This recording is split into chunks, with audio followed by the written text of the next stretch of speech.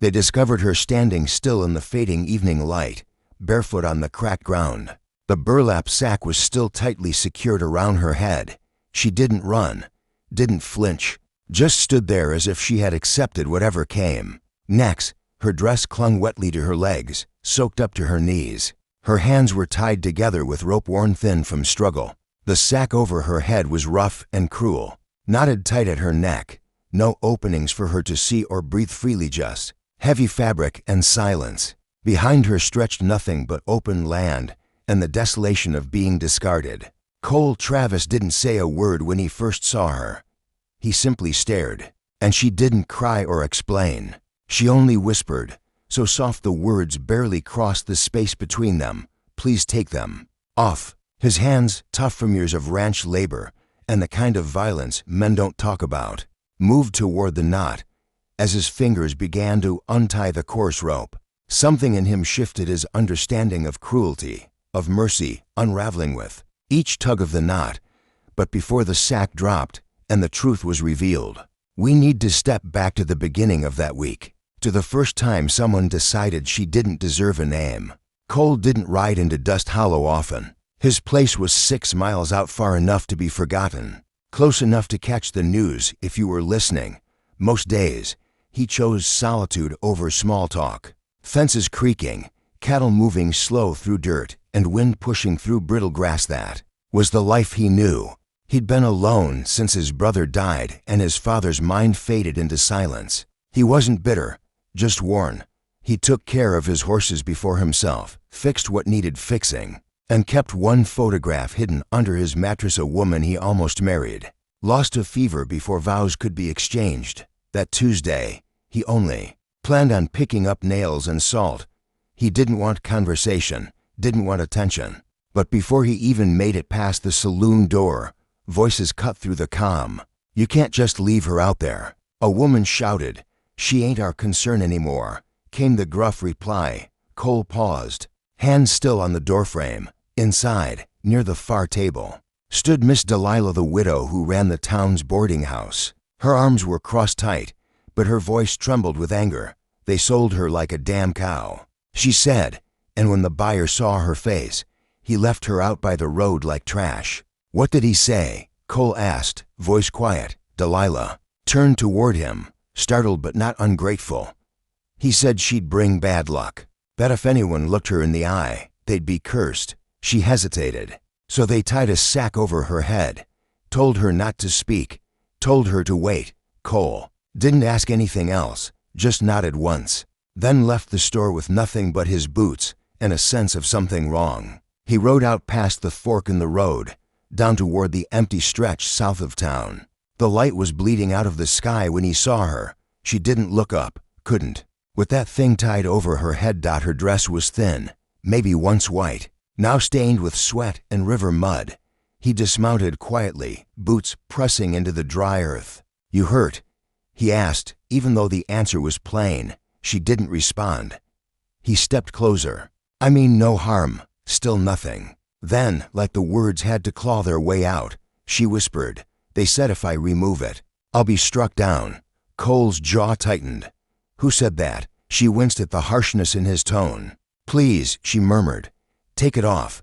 His hands moved with care, finding the knot behind her neck. It was cinched tight, careless and mean. He undid it slowly, thread by thread, and lifted the sack away. She flinched like air itself burned her. Her face wasn't cursed. It was bruised, her jaw darkened by a blow, her lip cracked, freckles dotted. Across skin pale from shock and sun, she looked far too young, far too broken to be out there alone. Her eyes locked onto his, fearful, resigned, bracing for violence. But it didn't come. "You want to come inside?" Cole asked. She blinked. "I'm not looking for pity. I don't offer it," he replied. "But your foot's bleeding." She looked down, said nothing. He extended his hand, not expecting her to take it, but she followed him anyway. Back at the ranch, he gave her space, a bowl of clean water, a boiled potato, an old shirt she could drape over her shoulders. She sat close to the hearth, legs tucked in, hands shaking so much she spilled water on her first try. He didn't comment, didn't touch her, just let her breathe. 20 minutes passed in silence before she finally spoke.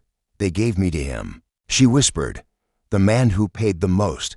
But when he saw I wouldn't talk, he didn't want me. Said I was cursed. Cole's eyes stayed on the fire. Because you were quiet. She nodded. They said silence was dangerous. Said it meant I was hiding something. He let out a breath. People say a lot of things when they want to justify cruelty. She smiled faintly. My name's June. He nodded. Cole. She pulled her hands close to her chest like the ropes still burned. Then, after another long silence, she said, I don't want to be anyone's curse. You're not, he said. But something did change. What changed? He looked toward the sack folded neatly by the fire. The quiet. The next morning, the wind shifted. It wasn't loud, no thunder or storm. Just the kind of change a man living alone could feel in his bones. It whispered through the trees, moved across the dry ground, and lingered near the fence line where Cole now found himself watching more than usual, waiting for something he couldn't name. June rinsed her battered hands in a basin of rainwater warmed on the stove. She hadn't asked to stay, hadn't spoken much at all, but she hadn't tried to leave either. And Cole wasn't the kind of man to send a woman back into the cold, especially one the world had treated like less than nothing. She still recoiled if he moved too suddenly, still tugged her sleeves down to hide the angry marks left by rope, but she was eating now, and that in itself felt like a quiet miracle. In town, whispers turned sharp. A girl found in a sack, a lone rancher keeping her hidden. Some claimed she was Comanche, others swore she was cursed. A few muttered that Cole had finally lost his mind, just like his father had. But Cole never put much stock in gossip. He had work to do, fences needing repair, animals to tend, and now, a girl sleeping in his spare room, twisting in her sleep like she was still trapped in some memory she never asked to carry. One afternoon, returning from the fields, Cole found her seated on the edge of his porch, his mother's old Bible, clutched in her hands. She wasn't reading it, she'd never learned to, but she held it like a source of warmth. The way someone might cling to a brick heated in a winter fire. That hers?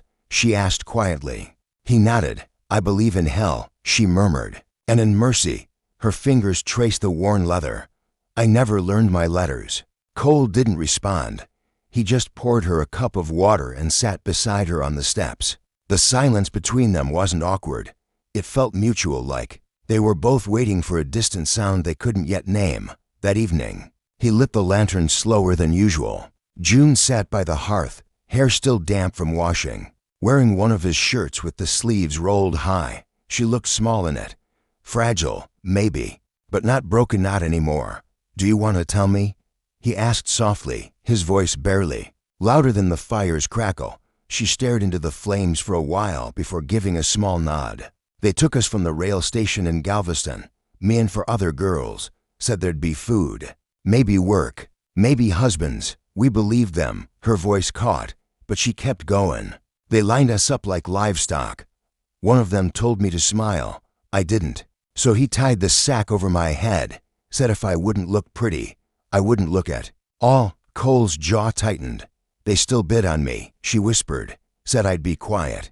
Good for nights. That's what he said, the one who bought me. Did he hurt you? She hesitated, then shook her head slowly. No. He took the sack off, looked at me, and said I looked like the devil. He kicked me off his wagon, left me in the dirt with nothing but a rope and that sack. I thought he'd kill me. Part of me wanted him to, but he didn't even think I was worth the bullet. Wind howled faintly outside as Cole stirred the fire. The metal poker scraped across the logs like the edge of an old memory. I fought in the war, he said after a moment, eyes on the embers, saw men fall to bullets, saw others disappear without ever being hit, saw souls leave long before. The bodies did. June said nothing, but she listened. That's what they tried to do to you. He added quietly, take your soul first.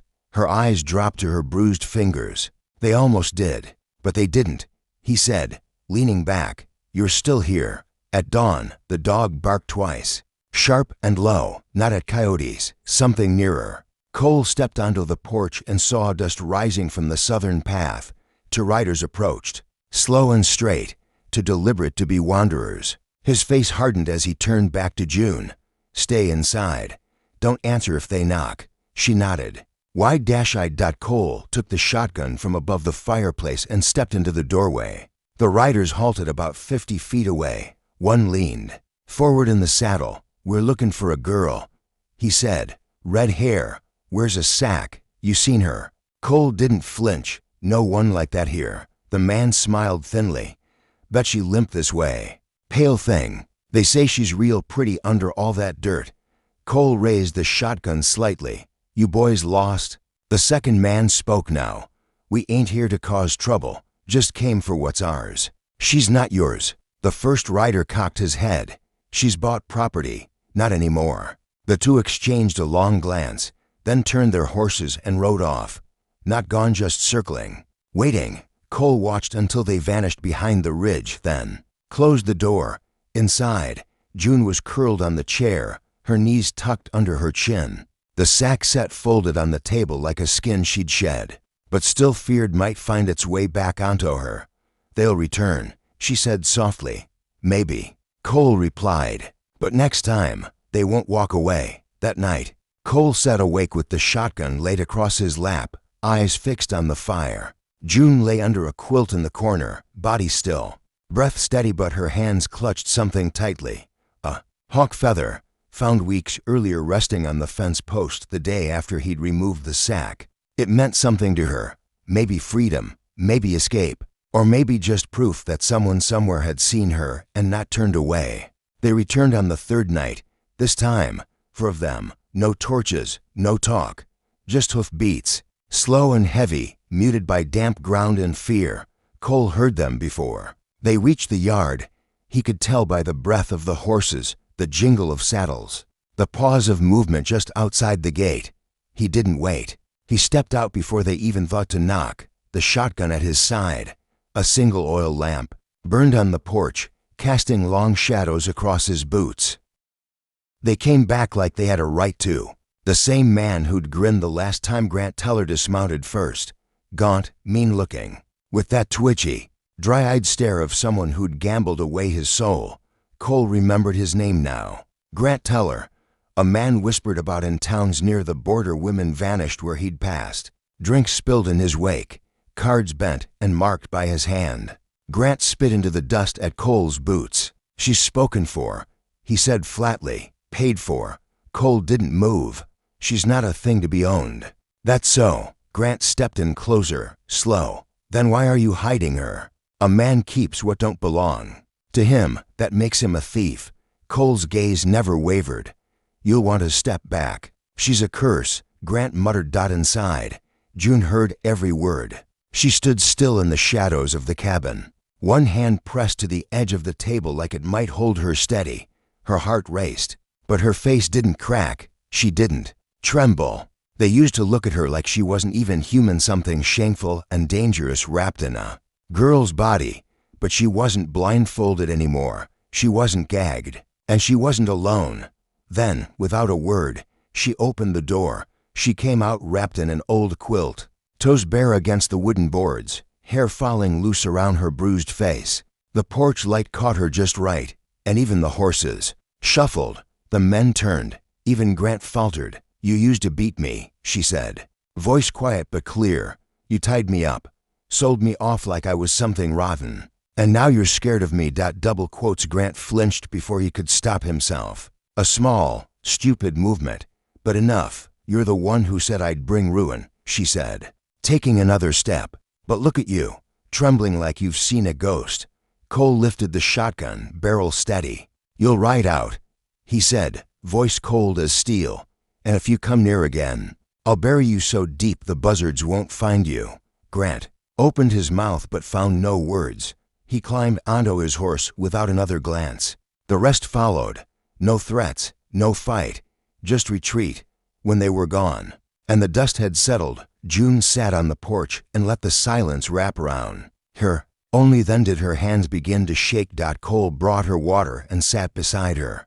You didn't have to come out, he said gently. I did, she replied. They needed to see me. Really see me. He turned his head and looked at her. Really looked. She wasn't a broken thing anymore. She was climbing out of a hole someone else had thrown her into. People in town talked, of course. Dry Creek always did. Some said Cole had snapped. Others said the girl had him under some kind of spell. But 2 days later, the sheriff rode up, passed Cole a flask, and gave a silent nod. "You did right," he said. "They won't be back." Cole didn't ask how he knew. He didn't need to. Men like Grant only understood fear.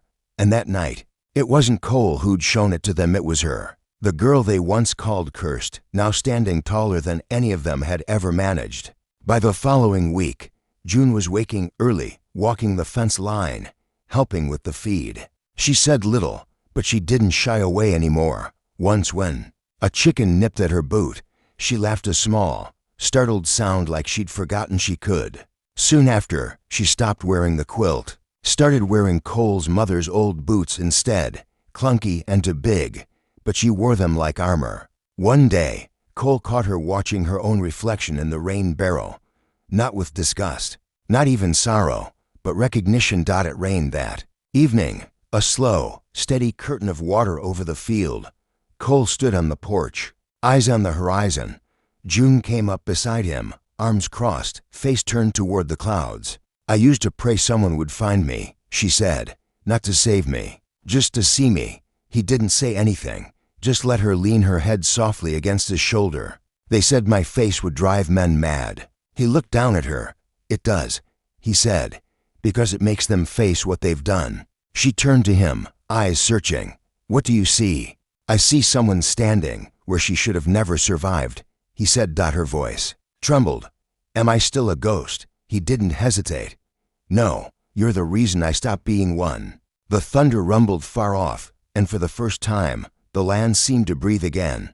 So did she. The first time she stepped into the river, she didn't wince. Cole stood across the water, pretending to fix a post, but barely touching the tools in his hands. She moved slow, stepping into the current until it rose past her knees. Her sleeves were rolled, the rope scars along her arms pale but visible. She tipped her face to the sun, soaking in the warmth. It touched skin that had once known only darkness. She lifted water and poured it over her shoulders, collarbone, the hollow of her throat where the burlap sack had once cinched it tight. And then she looked at Cole, across the water. "I want to stay." He didn't answer right away, not because he didn't know what to say, but because sometimes you let a prayer settle in your chest before you speak it aloud. That night, she made dinner. Beans, a little pork, corn fried with butter, nothing special, but it felt like a feast. She moved around the cabin like she belonged there now, like it recognized her weight, her steps, her presence. Cole sat watching the firelight flicker across her face. She caught him staring and smiled a little. "What? You're not the same girl who showed up here with a sack over her head." She looked down, thoughtful. "I'm still her. I just don't carry the sack anymore." He nodded slowly. "I think." She hesitated, biting her lip. "I think I want to stop hiding. Maybe make something real here." Cole's hands tightened slightly around his cup. "You mean stay?" She nodded. "Help out. Work. Earn my place." "You already did," he said. She blinked. "I have." He stood, crossed to the hearth, and opened a drawer built into the wall. From inside, he pulled out a bundle wrapped in old cloth. He placed it in front of her gently. She unwrapped it. A pair of weathered, hand-stitched leather gloves. "My mother's," he said. "She always said this land didn't belong to the ones who bought it. It belonged to the ones who could care for it." June slipped her hands inside them. They didn't fit perfectly, but they fit well enough. Spring came, and with it, new kinds of whispers. But now the shopkeeper called her Miss. The preacher's wife invited her to supper. Though Cole passed, and one day, an old ranch hand, tipping his hat at the gate, said softly, "You made it out." June didn't reply. She didn't need to. She just smiled, faint but certain, and went back to work. He gave her a small nod and kept riding. One evening, a wagon creaked up the trail. June stiffened when she spotted it.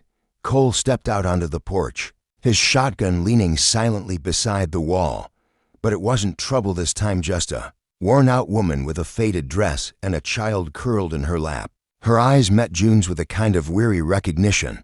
"I heard you might be here," she said, voice low, We were together in Galveston before they split us. June's breath hitched. They told me you were gone, the woman continued, almost whispering. They tried, June replied gently, but someone stopped them. The woman hesitated, glancing at her child. He left. I've got nowhere to go, no money, no safe road left. June looked over at Cole. He didn't say a word, just walked to the barn, pulled the door open, and pointed toward the loft.